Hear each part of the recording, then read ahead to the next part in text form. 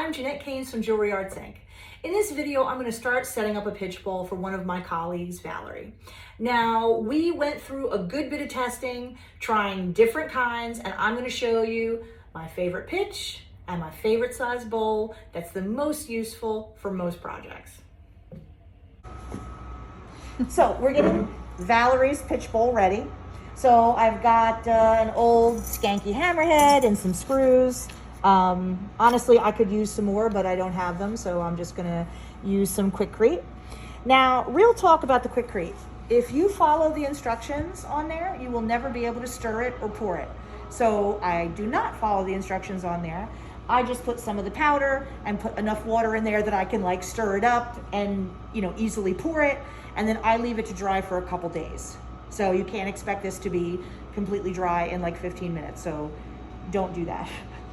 So we're gonna go a little off-label, with our usage here.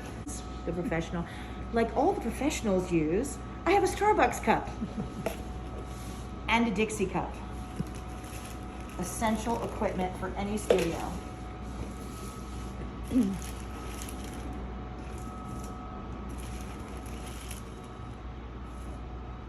I'm gonna add some water. I'm gonna stir it up, and we'll see what I get. Because I did it according to the instructions a couple times. You could neither you could neither stir nor pour that shit. It was like instant concrete. Yeah, it was instant, and I was like, what the fuck am I supposed to do with this? So it's not supposed to be this thin, but this is what makes it manageable.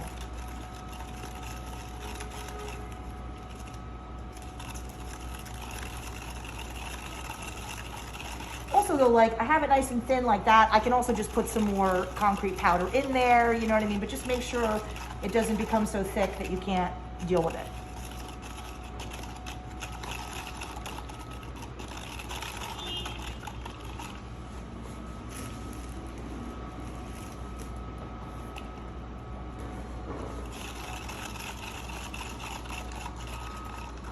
It's a custom blend, Not everybody gets such a fancy concrete mix. And you don't have to put, if you have like a ton of pitch and a small bowl, you don't have to do this if you don't want. But the pitch itself is a little bit expensive. So if you don't have enough, this is a great way to just weight down the bowl with something inexpensive. But like I said, if you've got plenty of pitch and not much bowl, don't worry about doing this shit. Just put your pitch right in there.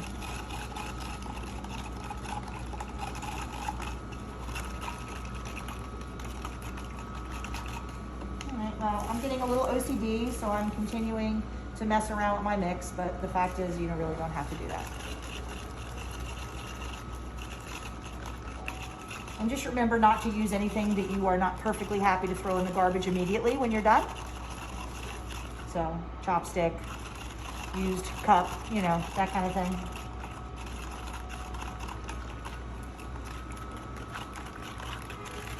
Okay, so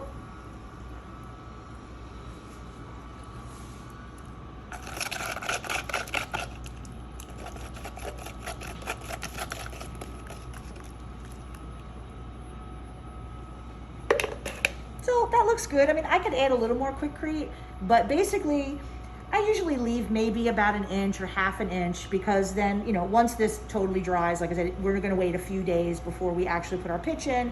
But that way we've got pitch here, we'll mound up the pitch a little bit on top, and it'll be perfect. So we're just gonna set this off to the side. Here it is, Valerie, the first glimpse of your virgin bowl. Oh, look.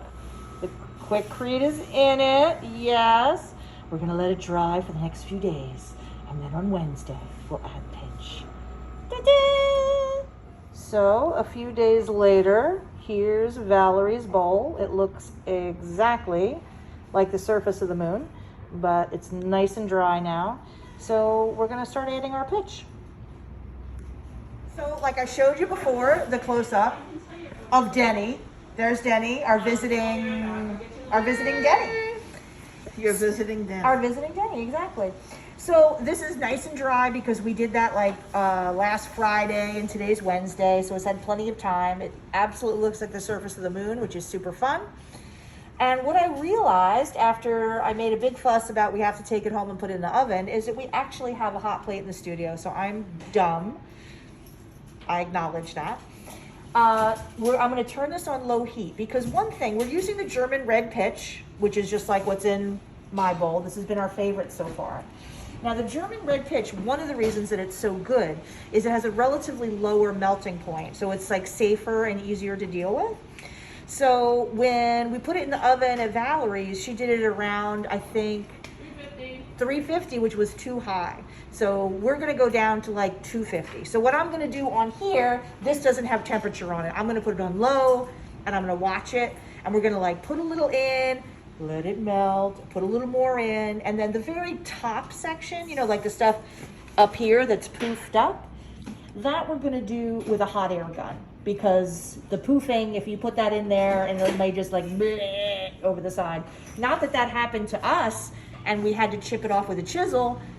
No, that's not why I know that. I just know that psychically. Okay? So also I've got my bag of pitch here that's all broken up in cute little pieces. So I'm gonna put some in here. I'm gonna put it on the hot plate and I'm just gonna keep an eye on it. Will this be edible? I would not eat it. And do not put your little donut on the hot plate. That would be very bad. Okay, so I'm gonna put it on low, and I'm just gonna keep an eye on it. So I'll put enough in there that I think, you know, will at least give me a layer, will melt it, and I'm just gonna do this gradually. So I think I'm just gonna start with that and let it get hot, you know what I mean? And we'll check back in after it melts, okay? So here's a little update. You see it's just starting to soften up and move a little bit. And you know, you want it to go kind of slow because again, I don't want to get the temperature too high. So once these babies kind of fill in and make a layer, then I'll add some more. So progress report. You see some has melted down and I'm adding little bits. But I have to say, the fact that this pitch is so low melting is a huge plus for using it, but you really want to be careful when you're melting it because there were a couple times that I got tempted and I went a little above low on here, just partway toward medium, and it was like, whoop, whoop, whoop. So I turned it back down. So be patient because, you know, the risk with this is that if it gets hot enough, we were just talking about the oatmeal factor, you know how like you heat up oatmeal because it's so thick, then you get a big bubble and it kind of like, you don't want that in pitch because it's hot and it would land on you and it would not feel good.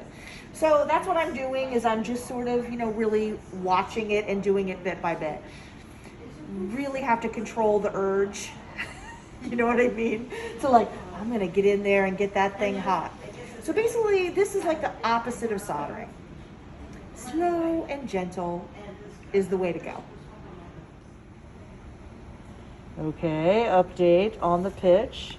Even though it looks like delicious chocolate pudding, we aren't gonna put our fingers in it, but there it is. And so you see what I'm doing. Like I heat, I add a little bit to the lower spots and watch it, and you just have to go slower than you would think. So here it is now in all its glory. So I'm gonna turn this off and I'm gonna let it cool overnight. And then tomorrow, or when we get back to this, basically, I'm gonna take the hot air gun and I'll melt a little more pitch, like right in the center, you know, so we have kind of a little mound if we wanna get on top of something or, you know, work on the side of it or whatever. But that is one beautiful, sexy looking pitch bowl.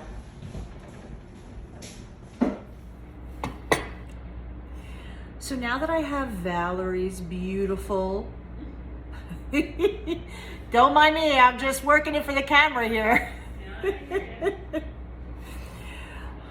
So now that I have Valerie's brand new pitch bowl, all smooth and beautiful and gorgeous, it'll never be this beautiful again. I'm gonna build like a little lump in the middle, because usually once I get this filled level like this, I usually build a little hump, in the middle so that if we need to work on things and like tilt it and get into the side, you know, I have a little extra material because you're not always working just like, you know what I mean, straight down from the top. So that I'm not going to use the hot plate for, because now that this is filled, if I get this hot enough, it'll start to want to like bleh, drool out the sides, which I don't want. So I'm going to build a little pile in the middle, and I'm going to use the hot air gun to actually melt that part. And then the pitch bowl will be ready for its first project. Valerie, did you ever think your pitch bowl would be so well documented? Who would have dared dream of such an outcome? Here goes.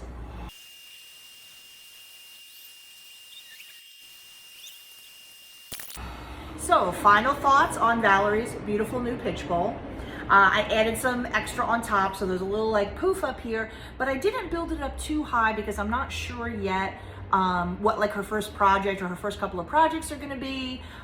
If it's something that requires more of a lump, I'll just add another piece, but I think this is sort of a good foundational pitch bowl. Just remember, the red German pitch, which is our favorite, melts at a relatively low temperature, lower than other pitches, which makes it safer, but make sure, like, if you're gonna put this in the oven to melt, that you use like 225, 250, you know, a lower temperature, because some of the other pitches you can do like 325, 350, not this, because it'll bubble up all over the place. Now that makes it a lot safer to work with, and it's a really positive thing, but just keep that in mind if you're watching another video that's like, oh, 350 or whatever, okay? So, it's ready for business. That's all for today.